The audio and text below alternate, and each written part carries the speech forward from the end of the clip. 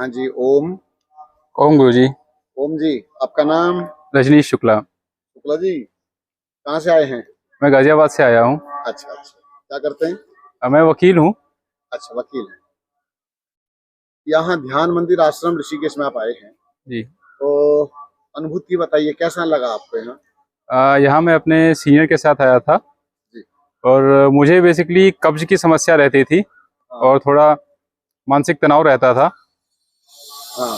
तो मेरे सीनियर मुझे यहाँ पर लेके आए और यहाँ आने के बाद एक अलग ही जीवन का आनंद मिला, क्योंकि वहाँ हम सब एक शहरी माहौल में रहते हैं और वो जीवन अलग होता है, ज़्यादा से ज़्यादा तनाव देता है और उसमें हम अपना ख्याल नहीं रख पाते हैं। अच्छा। तो यहाँ पर हमें क्योंकि गुरुजी का सहयोग मिला, उनका मार्गदर्शन मिला, तो उस मार्गदर्शन के चलते हम लोग एक सही राह पे आ पाए। क्योंकि वहाँ पर हम लोग का जो खान पान होता है ज़्यादातर बाहर से ही मंगाते हैं, पिज़्ज़ा, बर्गर, कोल्ड ड्रिंक, चाय इत्यादि, या फिर जितने भी या शादी पार्टी में खाना तो या तेलिया, सब कुछ जो ऐसा लगता है कि वो हमें आनंद दे रहा है, लेकिन वास्तविकता में वो हमें अंदर से खोखला कर रहा होता है।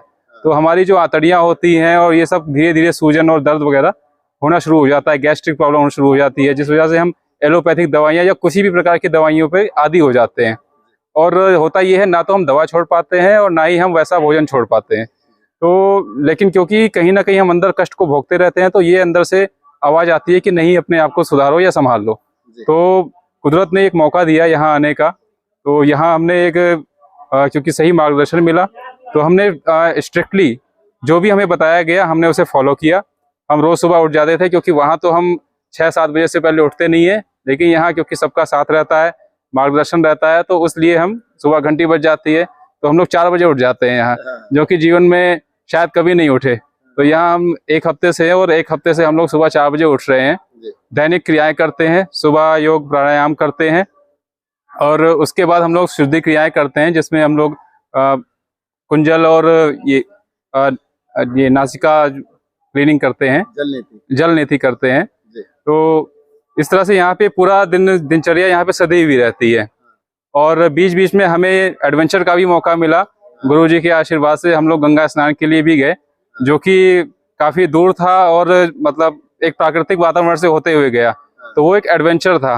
और हम लोगों ने पैदल ही यात्रा की और वहाँ स्नान का बहुत बड़ा आनंद आया। हमने वहाँ पे मिट्टी लेपन आदि किया और यहाँ पे कई तरह के हमारे शरीर पर लेप लगाए गए, जैसे चंदन का मिश्रित लेप होता था, चंदन का लेप, मिट्टी का लेप, और उसमें हल्दी भी होता था, मुल्तानी मिट्टी भी होती थी। तो अनेक प्रकार के ऐसे औषधियाँ जो हमने कभी जीवन में प्रयोग भी नहीं की होंगी। तो उसके बाद हमने उसको सुखाते थे और उसके बाद हम अगर गंगा के किनारे हैं तो हम गंगा में स्नान करते थे, अदरवाइज यहाँ पे हम खुले में पाइप में स्नान करते थे। तो पाइप से स्नान करने का आनंद ही अलग होता है, बाथरूम में वो आनंद कभी नहीं आता। तो यहाँ सबके साथ नहाना, एक दूसरे के साथ सहयोग में नहाना, वो एक अलग ही अनुभूति है, वो कहीं और मिल ही नहीं सकती है। और खासकर यहाँ पहाड़ों के बीच में, कुदरत के बीच में, जमीन पर नंगे पांव, जो कि हम कहीं नहीं जाते, ज्यादातर हम लोग चप्पलों में ही रहते हैं। नंगे पैर खड़े में एक बार दिखा देता हूं। जी जी जी ये जी, बहुत अच्छा। तो इससे हम अपनी धरती से, अपनी धरती माँ से जुड़े हुए रहते हैं। और यहाँ पे हमने एक और स्नान किया, जिसे कटी स्नान कहते हैं।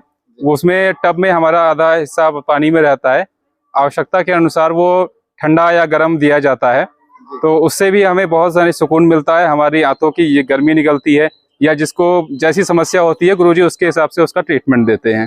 तो अनेक प्रकार की चीजें यहाँ पे हमने करने को देखी और उसका लाभ ये रहता है कि हमें अपने आप ही अपने भीतर परिवर्तन महसूस होना शुरू हो जाता है। तो और अंत में आज अंतिम दिवस है, हम सबकी विदाई हो रही है, हम सब आशीर्वाद ले रहे हैं।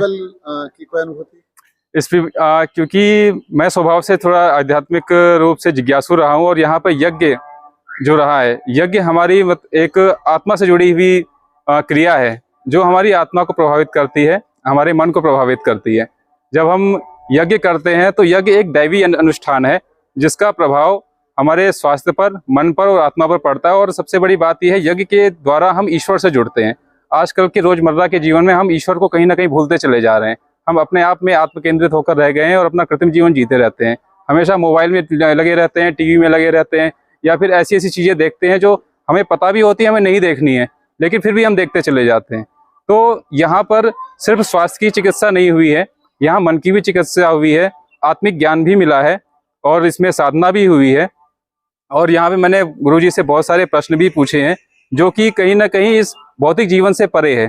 तो इसमें आत्मा का भी उत्थान हुआ है, क्योंकि आत्मा जो है वो इस शरीर में, ये शरीर उसके लिए एक घर के समान है और हम कहीं ना कहीं इस घर को संभाल के नहीं रखते हैं और इसका हम दुरुपयोग करते रहते हैं और इस पर ध्यान भी नहीं देते हैं। तो गुरुजी ने काफ़ी मार्गदर्शन किया मेरा, और उन्होंने सबसे बड़ी एक साधना बताई, इसे मौन साधना कहते हैं। मौन साधना का इतना बड़ा महत्व है, उन्होंने बताया कि इससे हम अपनी इंद्रियों पर वश में रख सकते हैं, अपने शरीर को वश में रख सकते हैं।